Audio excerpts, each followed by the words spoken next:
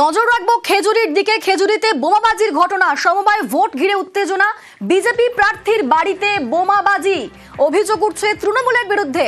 আমাদের সঙ্গে রয়েছেন প্রতিনিধি সুজিত। সুজিত, এখনো পর্যন্ত কি খবর পাচ্ছি, ঠিক কি ঘটনা?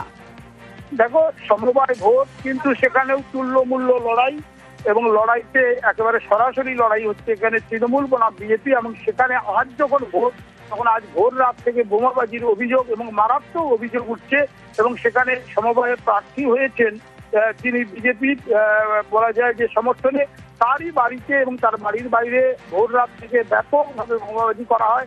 এবং সেখানে বিজেপি সরাসরি অভিযোগ আনছে তৃণমূল আশ্রিত দুষ্কৃতীরা এই কাজ করছে, যদিও তৃণমূল অভিযোগ অস্বীকার করে জানাচ্ছে যে বিজেপির গোষ্ঠী কোন্দল, তার ফলেই এই বোমাবাজি।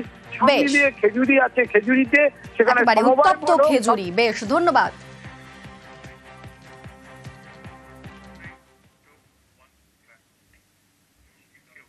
আবারও তৎপর জাতীয় মহিলা কমিশন। যাদবপুরে ছাত্রী মৃত্যুর ঘটনায় চিঠি, কলকাতার পুলিশ কমিশনারকে চিঠি পাঠালো জাতীয় মহিলা কমিশন। অ্যাকশন টেকেন, রিপোর্ট তলব। আপনাদের আরো একবার জানিয়ে রাখি, আবারও তৎপর জাতীয় মহিলা কমিশন। যাদবপুরে ছাত্রী মৃত্যুর ঘটনায় চিঠি। আমাদের সঙ্গে রয়েছেন প্রতিনিধি রৌনক। রৌনক, সেই চিঠিতে ঠিক কি উল্লেখ করা হয়েছে, কি বলা হয়েছে? জাতীয় মহিলা কমিশনের চেয়ারপারসনের তরফ থেকে চিঠি দেওয়া হয়েছে এবং 3 দিনের মধ্যে অ্যাকশন টেকেন রিপোর্ট তাদেরকে জমা দিতে হবে।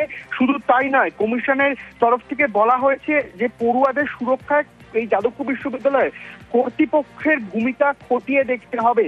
এবং যে ধরনের ঘটনা ঘটেছে তারপর থেকে ফরেন্সিক থেকে শুরু করে পোস্টমর্টম যা যা রিপোর্ট, তা পুঙ্খানুপুঙ্খভাবে পুলিশকে তা তদন্ত করে দেখতে হবে। এবং সেই রিপোর্টের ভিত্তিতেই অ্যাকশন টেকেন রিপোর্ট 3 দিনের মধ্যে জমা করতে হবে জাতীয় নারী সুরক্ষা কমিশনকে।